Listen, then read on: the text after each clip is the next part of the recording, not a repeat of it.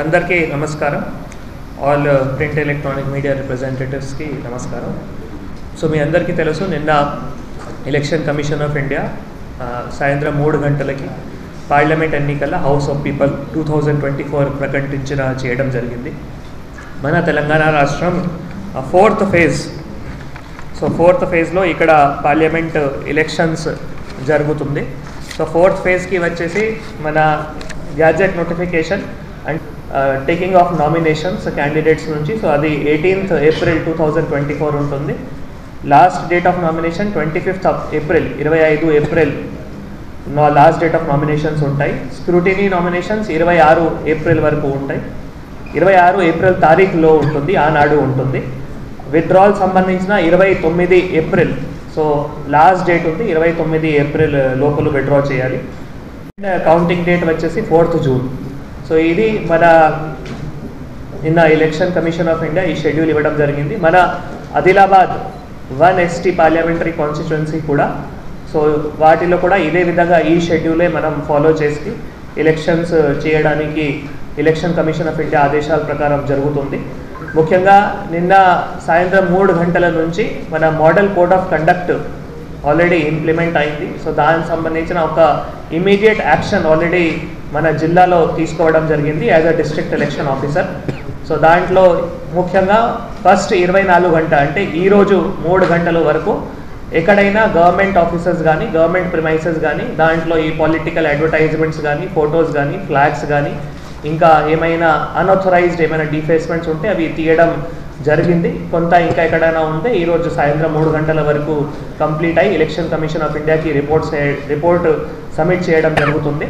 దీంతో పాటు next 48 hours 48 places, అది రోడ్స్ కావచ్చు, తర్వాత మన బస్ స్టేషన్స్ కావచ్చు, బస్ డిపో కావచ్చు, రైల్వే స్టేషన్స్ కావచ్చు, పార్క్స్ కావచ్చు, ప్లే గ్రౌండ్స్ కావచ్చు.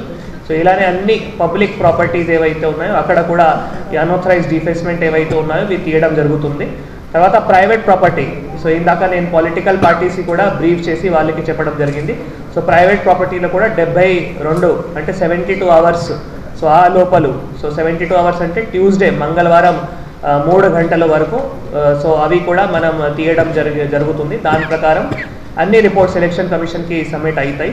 సో ఈ అన్నీ చేసుకున్న తర్వాత ఒకవేళ ఎవరైనా ఇంటి యజమాను ఆయన ప్రిమైసెస్ ఏమైనా పొలిటికల్ పార్టీ కానీ ఏమైనా క్యాండిడేట్ కానీ వాళ్ళ కోసం వాడుకోవాలి, నేను అక్కడ పొలిటికల్ పార్టీ సంబంధించిన బ్యానర్ కానీ ఫ్లెక్సీ కానీ జెండా పెడతామంటే ఖచ్చితంగా ఆ యజమాను ఆ డిస్ట్రిక్ట్ పార్టీ ప్రెసిడెంట్ ఎవరైతే ఉన్నారో ఆయన నుంచి లిఖితలో ఒక పర్మిషన్ కానీ ఇంటిమేషన్ కానీ తీసుకోవాలి. ఎవరైతే ఉంటారో సో ఏఆర్ఓకి కూడా ఒక రిటర్న్ ఇంటిమేషన్ చేసి ఆయన దగ్గర ఒక రిసీవ్డ్ కాపీ ఉండాలి. సో ఇవి చేస్తే ఆయన కూడా అక్కడ పెట్టడానికి ఆయనకి వీలు ఉంటుంది. అండ్ ఏవైతే పెడతారో ఇది పొలిటికల్ పార్టీ ఎక్స్పెండిచర్లో బుక్ అవుతాయి, ఎందుకంటే క్యాండిడేట్ ఎక్స్పెండిచర్ మన నోటిఫికేషన్ నుంచి స్టార్ట్ అవుతాయి. సో క్యాండిడేట్ ఎక్స్పెండిచర్ మీ అందరికీ తెలుసు, పార్లమెంట్ ఎలక్షన్స్లో మనం HOP ఎలక్షన్స్లో 95 lakhs అది సీలింగ్ ఉంది. మ్యాక్సిమంగా అంతవరకే ఖర్చు చేయడానికి క్యాండిడేట్స్కి election commission of India guidelines ప్రకారం ఉంటుంది.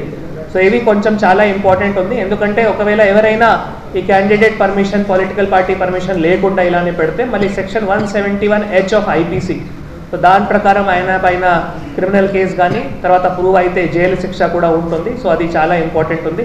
ఎవరైనా ఇప్పటి నుంచి ఎవరైనా పొలిటికల్ పార్టీ కానీ క్యాండిడేట్ కానీ కోసం ఏమైనా ఫంక్షన్ చేయాలి, ఏమైనా బ్యానర్ పెట్టాలి, ఏమైనా యాక్టివిటీ చేయాలి అంటే ఖచ్చితంగా లిఖితలో ఆ క్యాండిడేట్ నుంచి కానీ పొలిటికల్ పార్టీ కానీ ఉండాలి. లేకుంటే ఎవరైనా ఇలానే సొంతగా ఎక్కడైనా నేను రేషన్ షాప్ డీలర్ ఉన్నాము, నాది ఫంక్షన్ హాల్ ఉంది, నేను ఇక్కడ ఏదో పొలిటికల్ యాక్టివిటీ చేస్తున్నాము, సో ఇలానే పోయిన ఎన్నికలలో కూడా ఇలానే అయింది. వాళ్ళపైన సెక్షన్ 171H కింద ఫ్లయింగ్ స్క్వాడ్ కానీ అక్కడ వెళ్ళి చెక్ చేసిన తర్వాత మళ్ళీ వాళ్ళపైన క్రిమినల్ కేసు కూడా పెట్టడం జరిగింది.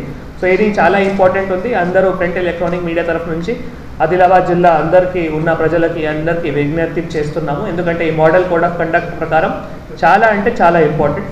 దీంతో పాటు పొలిటికల్ పార్టీస్కి సెక్షన్ 171B కానీ సెక్షన్ 171C కానీ section 123 of representation of people act కానీ, సో ఈ మొత్తం ఎలక్టరల్ ప్రాసెస్లో ఎలక్టరల్ రైట్ ఎక్సర్సైజ్ చేయాలి, లేదు నామినేషన్ ఫిల్ చేయాలి, మొత్తం ఎలక్టరల్ ప్రాసెస్లో ఎవరైనా ఎవరైనా పైన ప్రలోభాలు కానీ అనవసరంగా ఇంటిమేటేషన్ కానీ చేయకూడదు. చేస్తే వాళ్ళపైన మన ఎఫ్ఎస్టీ కానీ పోలీస్ తరఫు నుంచి కానీ కంప్లైంట్ అవుతాయి. అండ్ కంప్లైంట్ అయిన తర్వాత వాళ్ళపైన జైలు శిక్ష కూడా ఉంటుంది. కాబట్టి ఎవరైనా ఇలానే మొత్తం ఎలక్షన్ ప్రాసెస్లో ఫ్రీ, ఫెయిర్, ట్రాన్స్పరెంట్ అండ్ పీస్ఫుల్ మేనర్లో జరగాలి. ఇదే ఎలక్షన్ కమిషన్ నిన్న ప్రెస్ కాన్ఫరెన్స్లో కూడా చాలా క్లియర్గా చెప్పడం జరిగింది. అవే మన ఆబ్జెక్టివ్స్. మన ఎన్నికల ఫ్రీ మేనర్లో, ఫెయిర్ మేనర్లో, పీస్ఫుల్ మేనర్లో, ట్రాన్స్పరెంట్ మేనర్లో జరగాలి.